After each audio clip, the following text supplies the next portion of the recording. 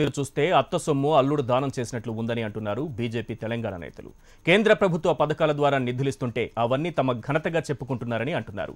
ఇప్పటి వరకు 2 లక్షల కోట్ల రూపాయల నిధులు సమకూర్చినట్లు చెబుతున్నారు. అమిత్ షా తెలంగాణ పర్యటనలో ఈ విషయాన్ని ప్రత్యేకంగా ప్రస్తావిస్తూ గులాబీ శ్రేణులను డిఫెన్స్లో పడేస్తున్నారు. సొమ్ము కేంద్రానిది, సోకు రాష్ట్రానిది. కేంద్రం నిధులిస్తుంటే తమ పథకాలని చెప్పుకుంటారా? తెలంగాణ సర్కారుపై కమలనాథుల ఫైర్. రాష్ట్ర ఏర్పాటు తర్వాత 2 లక్షల కోట్ల నిధులు. ఇప్పటి వరకు నూతన రాష్ట్ర అభివృద్ధి లక్ష్యంగా పనిచేసిన బీజేపీ తెలంగాణ నేతలు ఇప్పుడు రాష్ట్ర సర్కారుపై మరో అస్త్రాన్ని సంధించారు. కేంద్రం పథకాలను రాష్ట్రంలో సరిగ్గా అమలు చేయడం లేదని ఆరోపించారు. కేంద్ర సర్కార్ की स्वच्छता अभियान के तहत शौचालय की योजना किसी भी घर तक पहुंची नहीं है। लगभग 4.5 करोड़ टॉयलेट्स देश भर के गरीबों के घर में बन गए हैं, मगर मैं तिरटपल्ली में आकर जब गरीब के घर में जाता हूं और वहां पर टॉयलेट नहीं बना है, शौचालय नहीं बना है, तब मालूम पड़ता है कि राज्य सरकार केंद्र सरकार की योजनाओं को गरीब तक नहीं पहुंचा रही। కేంద్రం భారీ స్థాయిలో నిధులిస్తూ ఉంటే వాటిని తమ ఘనతగా చెప్పుకుంటారా అని ప్రశ్నిస్తున్నారు. కేంద్రం నుంచి వచ్చిన నిధులను ఇప్పటివరకు ప్రస్తావించారా అని ప్రశ్నిస్తున్నారు. 3 ఏళ్లలో 2 లక్షల కోట్ల నిధులు వచ్చినట్లు చెప్తున్నారు.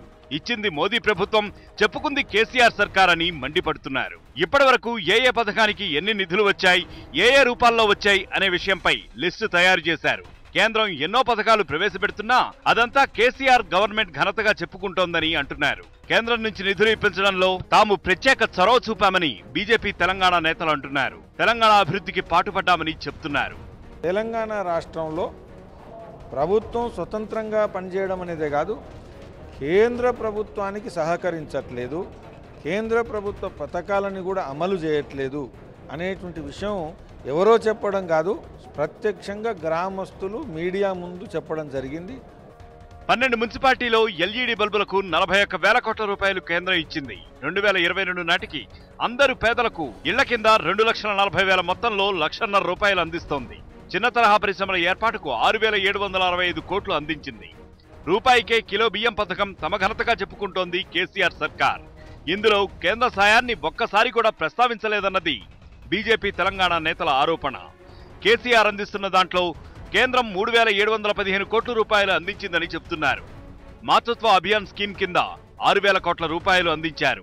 మెడికల్ యూనివర్సిటీల ఏర్పాటుతో పాటు హెల్త్ స్కీమ్ కు 7,000 కోట్లు, రోడ్ల అభివృద్ధికి 6,000 కోట్లు, మహాత్మాగాంధీ ఉపాధి హామీ పథకానికి 48,000 కోట్లు, రామగుండం ఎరువుల కర్మాగారానికి 5,200 కోట్లు, పంట రుణాల కోసం 30,000 కోట్లు, ప్రధానమంత్రి కృషి సంచాయి యోజన కింద 1,196 కోట్ల రూపాయలు అందించినట్లు బీజేపీ నేతలు చెబుతున్నారు. డిఫెన్స్ ప్రాజెక్టుల కోసం 4,000 కోట్లు, బీబీనగర్ ఎయిమ్స్ కు 1,200 కోట్లు, ఈఎస్ఐ మెడికల్ కాలేజీకి 1,200 కోట్లు, కరువు సాయంగా 900 కోట్లు, మత్స్యకారుల అభివృద్ధి పథకాలకు 156 కోట్లు ఇచ్చారు. ప్రభుత్వ పథకాలు కేసీఆర్ చెప్తున్నటువంటివన్నీ కూడా నీటి మీద రాతలుగా ఉన్నాయి తప్ప అవి ఈరోజు కింది స్థాయిలో అమలు జరగడం లేదనే విషయము ఎంతసేపు పెన్షన్స్ చూపించి ఏవైతే పెన్షన్స్ ఇస్తున్నారో ఆ ఆసరా పెన్షన్స్ చూపించి ఈ ప్రభుత్వం చాలా బాగా పనిచేస్తుందనేటువంటి ప్రచారం చేస్తూ ఉన్నారు.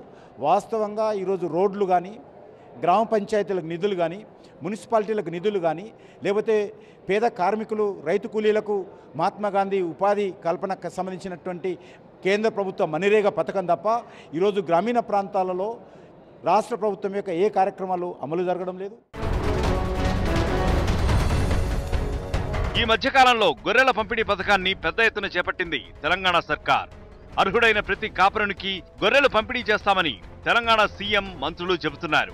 అయితే ఇందులో గొర్రెల కోసం 3,000 కోట్ల రూపాయలు కేంద్రం అందించిందని బీజేపీ నేతలు చెబుతున్నారు. గ్రామాల అభివృద్ధికి 4,265 కోట్లు, స్మార్ట్ సిటీల అభివృద్ధికి 500 కోట్లు, అమృత్ పథకం 12 నగరాల అభివృద్ధికి 832 కోట్లు, మున్సిపాలిటీల అభివృద్ధికి 1,720 కోట్ల రూపాయలు ఇచ్చినట్లు చెబుతున్నారు. ఇంకా మిగతా పథకాలకు మరికొంత మొత్తాన్ని కేంద్రం అందించినా అది మాత్రం ఎక్కడా ప్రస్తావించలేదని బీజేపీ నేతలు ఆరోపిస్తున్నారు. 2 లక్షల కోట్ల రూపాయలు ఇస్తే ఒక్క చోటైనా ప్రస్తావించారా అని ప్రశ్నిస్తున్నారు. తెలంగాణలో